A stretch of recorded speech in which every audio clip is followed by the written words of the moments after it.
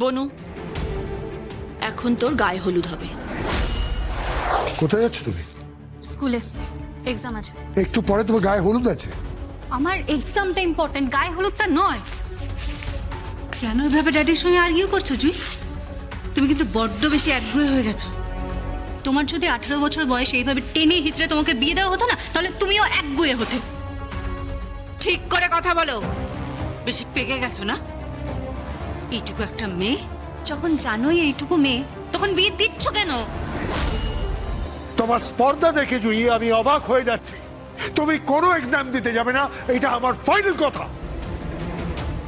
তুমি আননেসেসারিলি আমার সাথে আর্গিউ করছো। বনু, এখন তোর গায়ে হলুদ হবে। এখন এইসব ড্রেস পরে স্কুল যাচ্ছিস কেন?